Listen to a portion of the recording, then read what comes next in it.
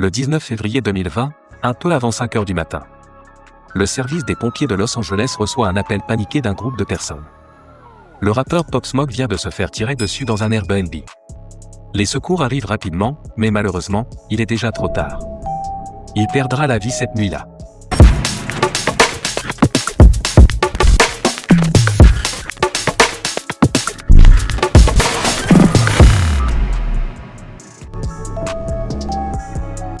De temps en temps, dans le milieu du hip-hop, un nouvel artiste débarque et, pour des raisons évidentes, il met tout le monde d'accord. Pop Smoke était ce gars-là. Sa voix, son énergie, tout chez lui marquait les esprits.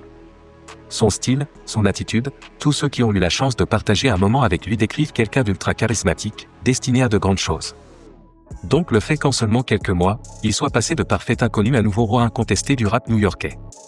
Avec du recul, c'était presque une évidence. Même si lui-même ne l'avait pas du tout anticipé. Sauf que, tragiquement, comme tu l'as compris, son ascension fulgurante prendra fin brutalement.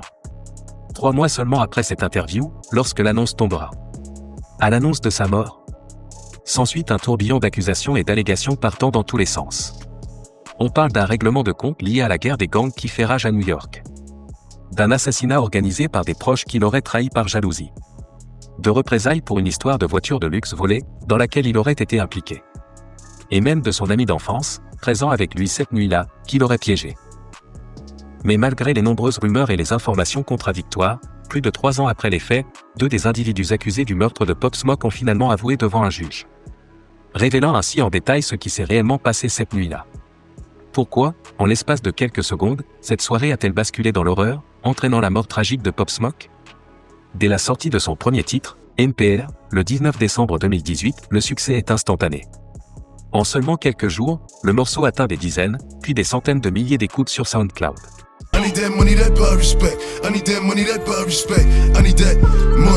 Dans la foulée, il enchaîne avec 2 autres titres, qui cartonnent eux aussi. En avril 2019, il signe chez Victor Worldwide et Republic Records, un label américain appartenant à Universal. Tu l'as sûrement déjà compris, et la suite ne fera que confirmer, Pop Smoke n'a clairement pas de temps à perdre. Et ce n'est que le début. Juste après sa signature, il sort le banger Welcome to the Party, un titre enregistré en à peine 30 minutes, dans sa chambre, chez Sedaro.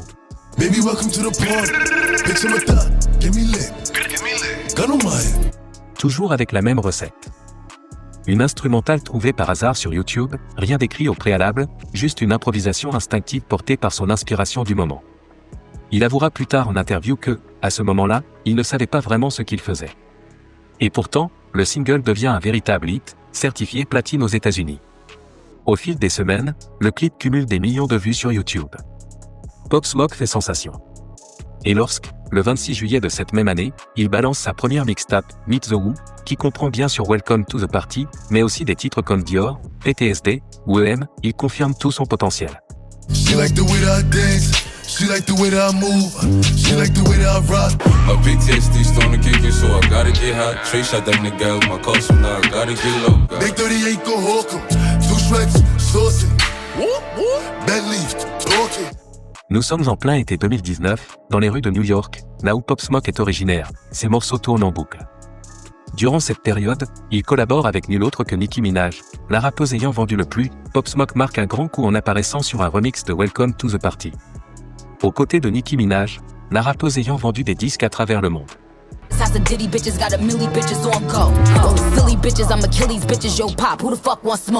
Une performance incroyable, étant donné que, pour rappel, on parle d'un rappeur qui a sorti son premier morceau il y a à peine 8 mois. Pop Smoke a l'impression d'être dans un film, tellement ce qu'il vit semble surréaliste. Dans les mois suivants, il enchaîne des réussites. Il rencontre et collabore avec de nombreux artistes comme 50 Cent, Travis Scott ou Quavo. Il fait ses premiers pas sur scène, aux États-Unis, puis en Europe. Et en parallèle, en plus de la musique, Pop Smoke commence aussi à faire son entrée dans le milieu de la mode et du cinéma. Un charisme hallucinant. Tellement qu'avec quelques mois de plus, il aurait presque pu devenir président des États-Unis. Mais malheureusement pour lui, son ascension complètement délirante va aussi être marquée par des démêlés avec les autorités. En fin d'année 2019 et début 2020, la police de New York fait annuler plusieurs de ses concerts, évoquant des raisons de sécurité, liées à son implication présumée dans des conflits entre gangs.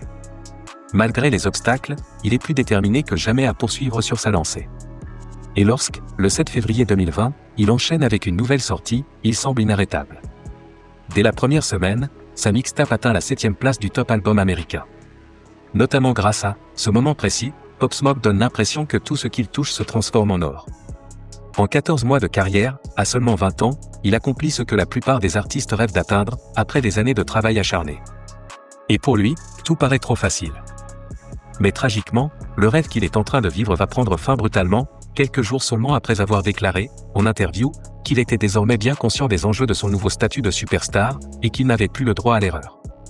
Tout est en jeu aux États-Unis, spécialement la célébrité et l'argent.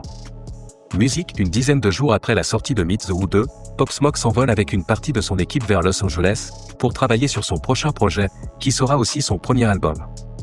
Un élément crucial à noter, moins de 2 semaines avant. Plus tard, il était censé entamer une tournée de 35 dates aux États-Unis et en Europe. Une série de concerts qui devait être une consécration pour lui. Lui qui, un peu plus d'1 an auparavant, n'était encore qu'un jeune du quartier, qui se lançait tout juste dans le rap.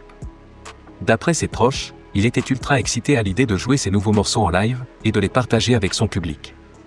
Mais malheureusement, rien ne se déroulera comme prévu.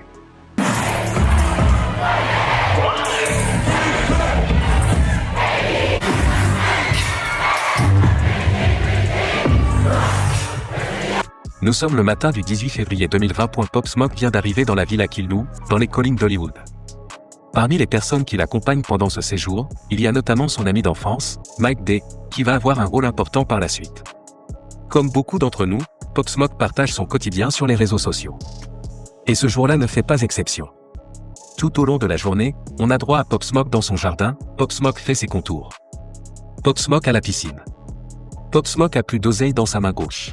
Aux alentours de 16h, Mike D et Pop Smoke postent chacun sur leur Instagram respectif, une série de photos prises devant la villa.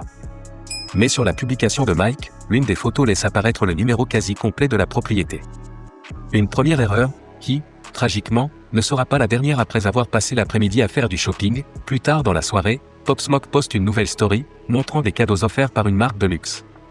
Cette fois-ci, sur les étiquettes des sacs, l'adresse complète de la villa où séjourne Pop Smoke est clairement visible, 2033 Drive, Los Angeles, Californie.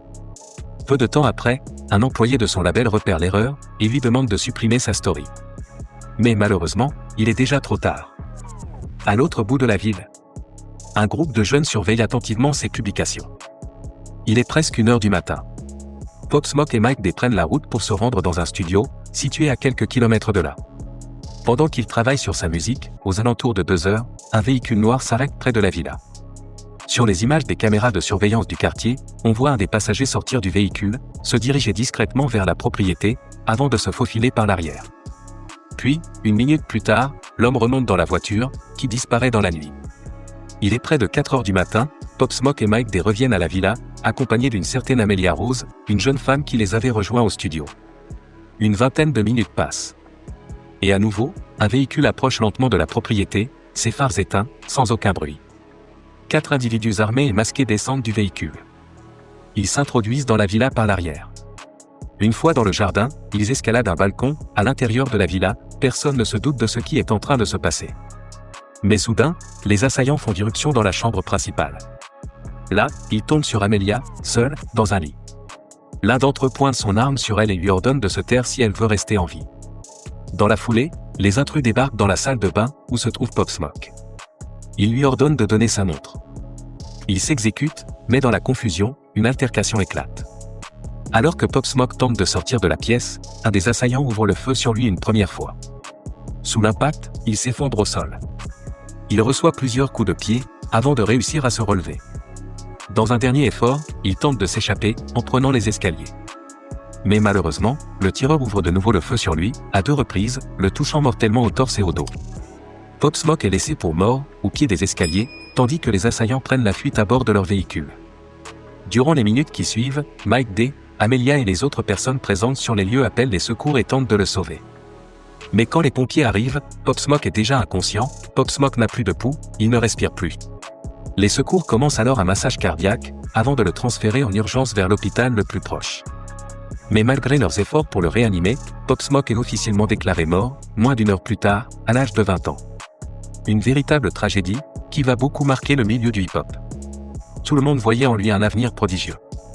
Et forcément, ce drame va aussi entraîner énormément de spéculations autour de sa mort. Dès le début des investigations, le travail des enquêteurs s'annonce compliqué.